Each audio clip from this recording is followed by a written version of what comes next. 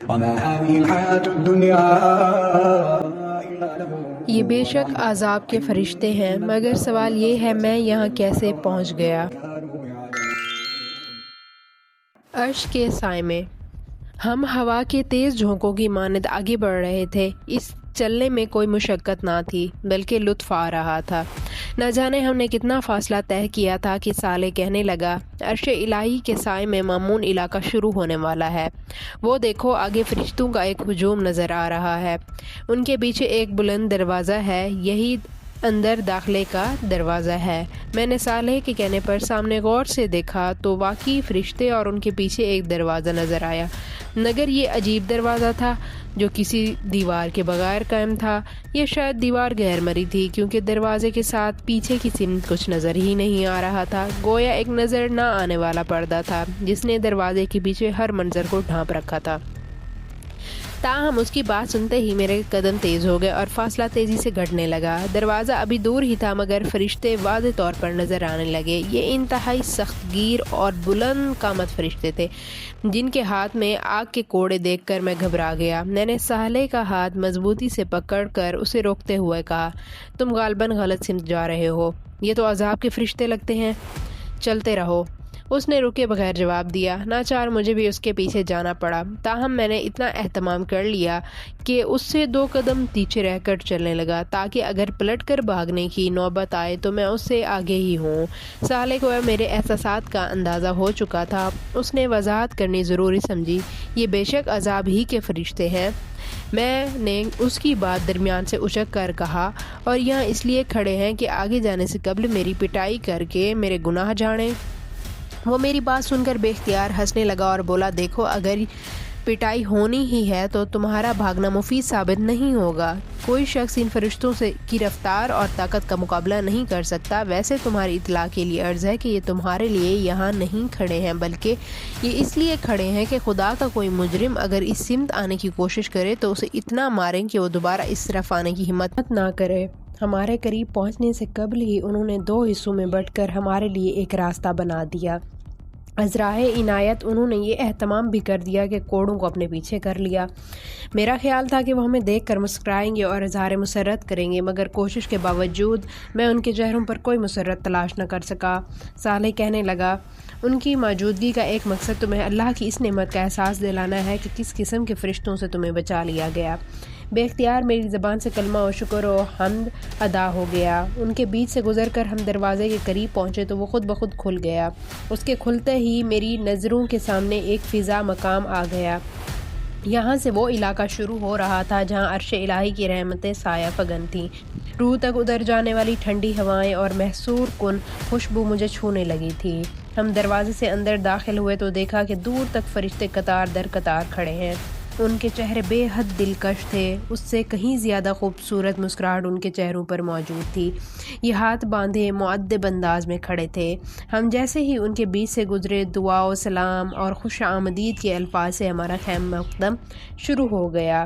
ان کے رویے اور الفاظ کی تاثیر میری روح کی گہرائیوں میں اتر رہی تھی اور ان کے وجود سے اٹھنے والی خوشبو میرے احساسات کو سرشار کر رہی تھی۔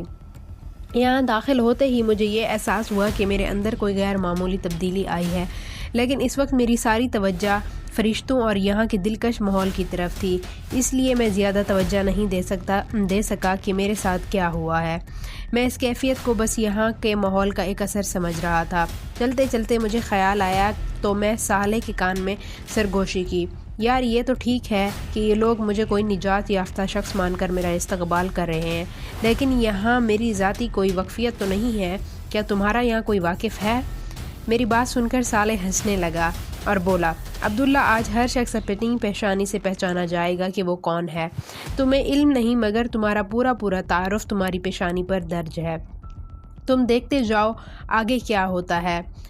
قطار کے اختتام پر کھڑا ایک وجیہہ فرشتہ جو اپنے انداز سے ان سب کا سردار معلوم ہوتا تھا میرے پاس آیا اور میرا نام لے کر اس نے مجھے سلام کیا۔ میں نے سلام کا جواب دیا، پھر وہ بہت نرمی اور محبت سے بولا، ہمیشہ باقی رہنے والی کامیابی مبارک ہو۔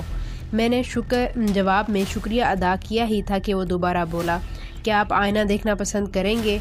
میری سمجھ میں نہیں آیا کہ اس نے یہ بات مذاق میں کہی ہے یا سنجیدگی سے، کیونکہ اس وقت آئینہ دیکھنے کی کوئی معقول وجہ مجھے سمجھ میں نہیں آ رہی تھی۔ تاہم اس نے میرے جواب کا انتظار نہیں کیا، ایک فرشتے کو اشارہ کیا اور اگلے ہی لمحے میرے سامنے ایک قد آدم آئینہ تھا۔ میں نے اس آئینے کو دیکھا اور مجھے یقین ہو گیا کہ اس نے میرے ساتھ مذاق کیا ہے، کیونکہ یہ آئینہ نہیں بلکہ انتہائی خوبصورت اور زندگی سے بھرپور پینٹنگ تھی، جس میں ایک نوجوان، خوبصورت نوجوان بلکہ شہزادہ شاہانہ لباس زیب تن کیے کھڑا تھا۔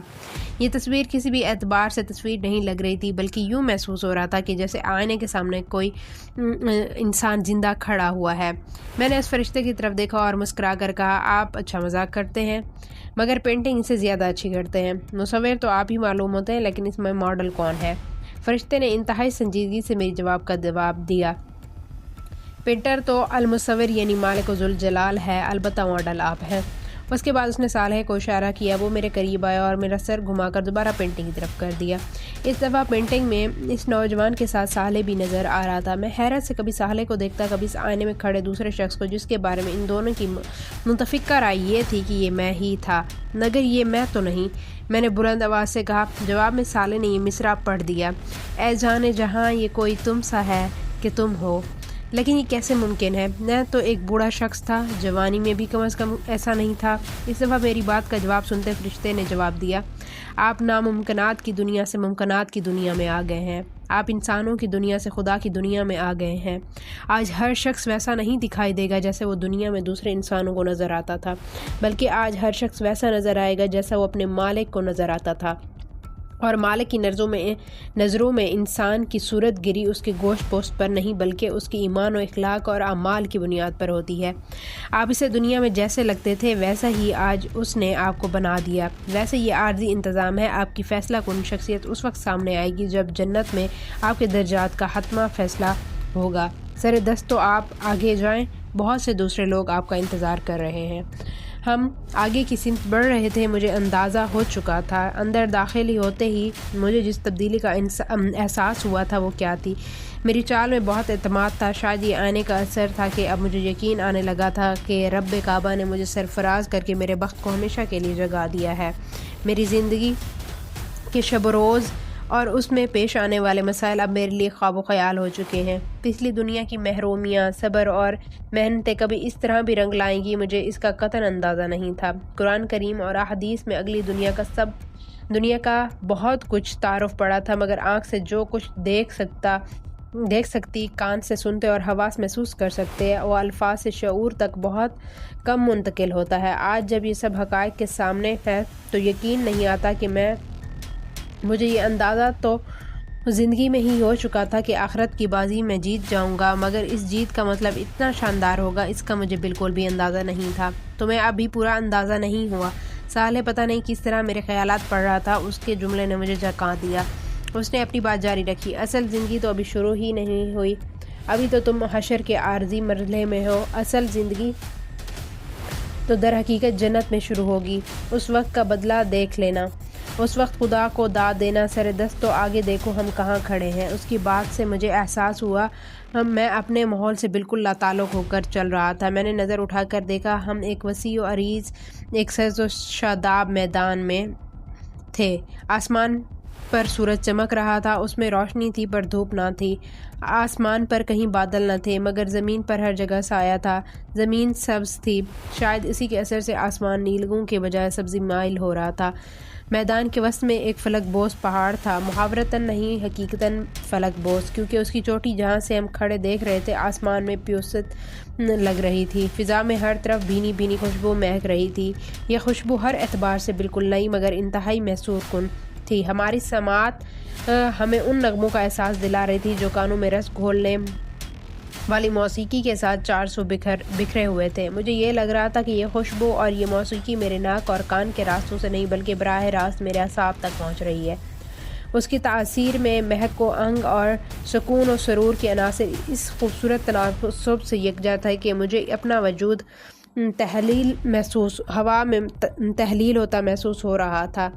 میں ایک جگہ رک کر کھڑا ہو گیا اور آنکھیں بند کر کے اس ماحول میں گم ہو گیا۔ صالح نے میرا انعماق دے کر کہا، اس پہاڑ کا نام عراف ہے، آؤ اس کے گرد چکر لگاتے ہیں، میں ساتھ تمہیں یہاں کی ساری تفصیلات سے آگاہ کرتا رہوں گا۔ میں نے جواب دیے بغیر سہرزدہ انداز میں صالح کے ساتھ ہو لیا۔ ہم دائیں طرف سے اپنا سفر شروع کیا۔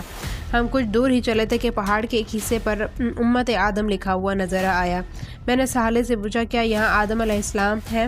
نہیں، سارے نبی پہاڑ کے اوپر بلند حصے پر موجود ہیں۔ تم دیکھو گے کہ ہر تھوڑی دیر بعد اس طرح کسی نہ کسی نبی اور اس کی امت کا نام لکھا ہوا نظر آئے گا۔ ہر امت کے نجات یافتہ لوگ، تمہاری طرح کی نجات یافتہ لوگ یہاں آ کر جمع ہوں گے۔ اس نے جواب دیا کیا مجھے امت محمدیہ کے کیمپ میں جانا ہوگا؟ اس پر میں نے اشتیاق سے پوچھا۔ صالح نے نفی میں سر ہلایا اور بولا ان مقامات پر نجات یافتہ لوگ کھڑے ہوں گے اور روز حشر کے اختتام پر یہیں سے جنت میں جائیں گے۔ تمہیں پہاڑ کے اوپر جانا ہوگا، وہاں سارے نبی اور تم میں سے وہ لوگ جمع ہوں گے جنہوں نے نبیوں کے اتباع میں لوگوں پر حق کی شہادت دی۔ یہ لوگ یہیں سے انسانوں کے بارے میں خدا کا فیصلہ دیکھتے رہیں گے۔ اسی جگہ سے انہیں انسانوں پر گواہی دینے کے لیے بلایا جائے گا۔ ہر نامراد شخص جہنم کی طرف اور ہر کامیاب شخص پہاڑ کے نیچے اپنے اپنے نبی کے کیمپ میں آتا جائے گا۔ پھر ہر امت گروہ در گروہ اور یہیں سے جنت میں جائے گی۔ یہ وہ مقام ہے جہاں سے حشر میں ہونے والی ہر فیصلے کو براہ راست دیکھا جا سکتا ہے۔ جنت و جہنم بھی یہیں سے نظر آتی ہے۔ ہم یہ گفتگو کر رہے تھے اور ایک ایک کر کے تمام نبیوں کی امت کے مقامات سے گزرتے جا رہے تھے۔ اس وقت تک ہر جگہ بہت کم لوگ تھے۔ میں نے صالح سے کہا شاید ابھی تمام لوگ نہیں ہیں۔ اس نے کہا نہیں، یہ بات نہیں، دیگر نبیوں کی امت میں سے نجات یافتہ لوگ ہی ہیں بہت کم۔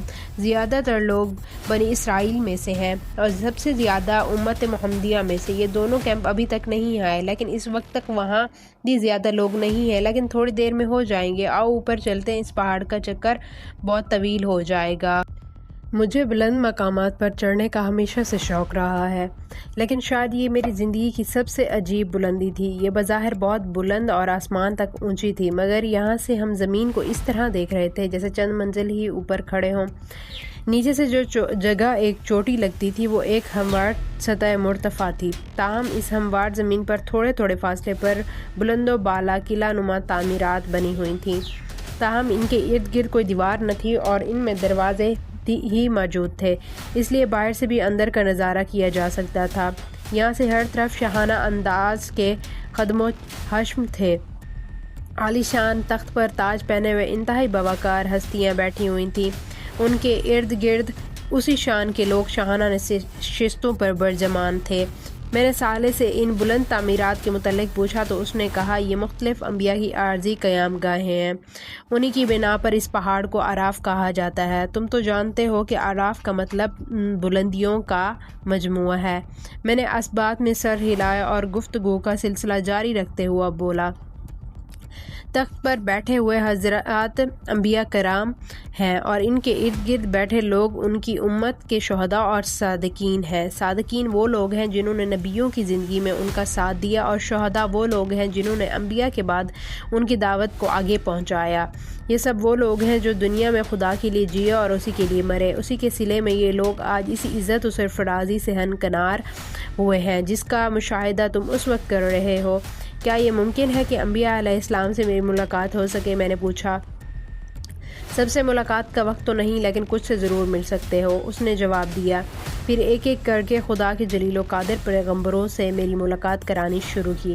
وہ پیغمبر جو ہمارے لیے عظمتوں کا نشان تھے، میں ان سے مل رہا تھا۔ آدم، نوح، ہود، صالح، اسحاق، یعقوب، یوسف، شعیب، موسیٰ، ہارون، یونس، داؤد، سلیمان، زکریا، یحییٰ، عیسیٰ اور سب سے بڑھ کر ابو الانبیاء سیدنا ابراہیم علیہ السلام۔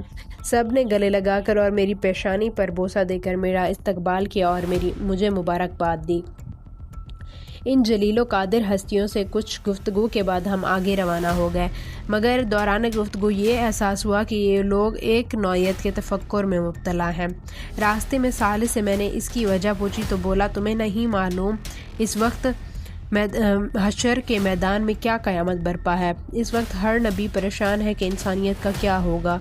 اللہ تعالیٰ کے عذاب کی شدت اتنی زیادہ ہے کہ ان انبیاء میں سے کوئی نہیں چاہتا کہ اس کی امت عذاب الہی کا سامنا کرے۔ وہ چاہتے ہیں کہ اللہ تعالیٰ لوگوں کو معاف کر دیں، مگر سردستے اس کا کوئی امکان نہیں۔ ایسی کوئی دعا کی جا سکتی ہے، نہ اس کی اجازت ہے۔ لوگ سینکڑوں برسوں سے خوار و خراب ہو رہے ہیں، اور سردست حساب کتاب شروع ہونے کا بھی کوئی امکان نہیں ہے۔ سینکڑوں برس؟ کیا مطلب؟ ہمیں تو اندر آئے ہوئے بامشکل 1-2 گھنٹے ہی گزرے ہوں گے۔ میں نے چونک کر تعجب سے کہا، یہ تم سمجھ رہے ہو؟ آج کا دن کامیاب لوگوں کے لیے گھنٹوں کا ہے اور باہر موجود لوگوں کے لیے انتہائی سختی اور مصیبت کا ایک بے حد طویل دن ہے۔ باہر صدیاں گزر گئی ہیں مگر تم ابھی یہ بات نہیں سمجھو گے، اس نے وضاحت کرتے ہوئے جواب دیا۔ میں اس کی بات ہضم نہیں کر سکا، مگر ظاہر ہے میں جس دنیا میں تھا وہاں سب کچھ ممکن تھا اور نہ جانے کتنی تعجب انگیز باتیں میرے سامنے آنے والی تھی۔ صحابہ کرام اور مہاجرین و انصار حلقہ بنائے ادب و احترام سے بیٹھے تھے۔ امت محمدیہ کے اولین و آخرین کی بھی ایک بڑی تعداد موجود تھی۔ شمع رسالت کے ان پروانوں کے بیچ رسالت مآب سر جھکائے تشریف فرما تھے۔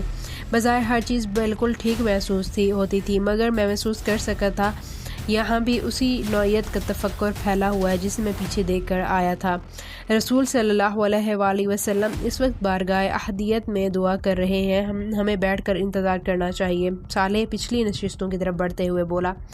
ہم پچھلی نشستوں پر برجمان ہو گئے، یہاں سے یہ اندازہ کرنا مشکل تھا کہ آگے کیا ہو رہا ہے۔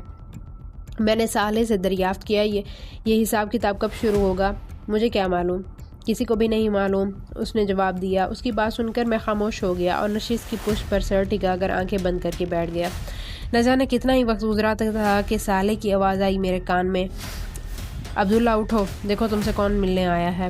اسی کی آواز پر چونک کر میں کھڑا ہو گیا۔ سامنے دیکھا تو انتہائی باوقار ہستی میرے سامنے کھڑی ہے۔ ان کے چہرے پر مسکراہٹ اور آنکھوں سے محبت کے اثار جھلک رہے تھے۔ اس سے قبل کہ صالح مزید کچھ کہتا انہوں نے نرم لہجے میں اپنا تعارف کراتے ہوئے کہا، مرحبا عبداللہ، میرا نام ابو بکر ہے۔ رسول صلی اللہ علیہ وآلہ وسلم کی طرف سے میں تمہیں خوش آمدید کہتا ہوں۔ یہ کہتے ہوئے انہوں نے اپنے دونوں ہاتھ پھیلا دیے۔ میں پرجوش انداز میں ان سے بغل گیر ہو گیا۔ مناقے کے بعد مجھے لوگوں سے ذرا دور لے کر ایک نشست پر جا بیٹھے۔ میں نے بیٹھتے ہی ان سے دریافت کیا، میں رسول صلی اللہ علیہ وآلہ وسلم سے کب ملوں گا؟ رسول صلی اللہ علیہ وآلہ وسلم اس وقت بارگاہ عزیزی میں دعا و شکر میں مصروف ہیں، تم ان سے بعد میں مل سکتے ہو۔ اس وقت بتانے کی اہم بات یہ ہے کہ اللہ تعالیٰ کی بارگاہ میں جناب رسالت مآب کی یہ دعا قبول ہو گئی ہے کہ لوگوں کا حساب کتاب شروع ہو جائے۔ اس وقت قبولیت کی گھڑی نے تم نے بھی ایک دعا کی تھی، تم دوبارہ حشر کے میدان میں جا کر وہاں کا ان کا احوال دیکھنا چاہتے تھے، تمہیں اس کی اجازت مل گئی ہے۔ حساب کتاب کچھ دیر میں شروع ہوگا، تم اس وقت تک لوگوں کے احوال دے سکتے ہو۔ یہ پیغام دے کر ہی رسول صلی اللہ علیہ وسلم نے مجھے تمہارے پاس بھیجا ہے۔ یہ سن کر میرے چہرے پر خوشی کے تاثرات ظاہر ہوئے، جنہیں دیکھ کر خلیفہ رسول کے چہرے پر بھی مسکراہٹ آ گئی۔ ایک وقفے کے بعد وہ دوبارہ گویا ہوئے، باہر بہت سخت ماحول ہے، صالح گرچہ تمہارے ساتھ ہوگا مگر پھر بھی تم یہ پیتے جاؤ، یہ مشروب تمہیں باہر کے علام سے محفوظ کر دے گا۔ یہ کہہ کر انہوں نے پاس رکھا سنہرے رنگ کا جگمگاتا ہوا ایک گلاس میری سمت بڑھا دیا۔ میں نے دونوں ہاتھ آگے بڑھا کر یہ گلاس ان کے ہاتھوں سے لیا اور اپنے ہونٹوں سے لگا لیا۔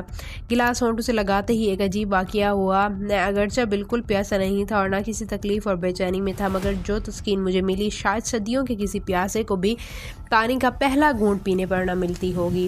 اس مشروب کا ایک گھونٹ حلق سے اتارتے ہی لذت، سرابی، آسودگی، مٹھاس اور ٹھنڈک کے الفاظ اپنے ایسے مفاہیم کے ساتھ مجھ پر واضح ہوئے جس کا تجربہ مجھے تو کیا کسی دوسرے انسان کو بھی کبھی نہیں ہوا ہوگا۔ اس مشروب کا ایک ایک قطرہ میری زبان سے حلق سے سینے اور سینے سے معدے تک اتر رہا تھا اور میری رگ رگ کو سرابی سرشاری کی کیفیت سے دوچار کرتا گیا۔ میرا دل تو چاہا کہ ایک ہی گھونٹ میں پورا گلاس پی جاؤں، مگر جس ہستی کے سامنے بیٹھا تھا اس کا ادب اس میں مانے تھا۔ میں نے آہستگی سے سوال کیا، یہ کیا چیز ہے؟ یہ نئی زندگی اور نئی دنیا کا پہلا تعارف ہے، یہ جام کوثر ہے، اسے پینے کے بعد حشر میں گرمی اور پیاس تمہیں نہیں ستائے گی۔ یہ الفاظ سنتے ہی مجھے سمجھ آ گیا مجھ پر اس مشروب کا یہ غیر معمولی اثر کیوں ہوا۔ یہ جنت کی نہر کوثر کا پانی تھا، بلا شبہ ان تمام خصائل کا حامل تھا جن کا ذکر میں ہمیشہ سنتا رہا تھا۔ اسی لمحے مجھے یہ بھی اندازہ ہوا کہ جنت کی نعمتیں کیا ہوں گی۔ پچھلی دنیا میں کھانے پینے کی لذت دو چیزوں میں پوشیدہ تھی۔ ایک یہ کہ انسان کو شدید بھوک اور پیاس لگی ہو، اور دوسری اسے کھانے پینے کے لیے بہت لذیذ شے مل جائے۔ مگر جنت کی ہر شے اپنی لذت میں انتہائی لذیذ ہونے کے ساتھ ساتھ انسان کو بغیر بھوک اور پیاس کے وہ لذت اور تسکین بھی فراہم کرے گی جو صرف ایک انتہائی بھوکے اور پیاسے شخص کو ہی مل سکتی ہے۔ اب مجھے معلوم ہو گیا جنت میں نہ بھوک ہوگی اور نہ ہی پیاس، مگر اس کے باوجود انسان جتنا چاہے گا شوق سے کھائے گا، اور اس کو کوئی سیری ایسی نہ ہوگی جو اسے گرانی اور بھاری پن میں مبتلا کرے۔ تو ڈیئر ویورز، آگے ہم لوگ تیسرا باب شروع کریں گے جس میں میدان حشر اور اس میں پیش آنے والے تمام واقعات آپ کے ساتھ شیئر کیے جائیں گے۔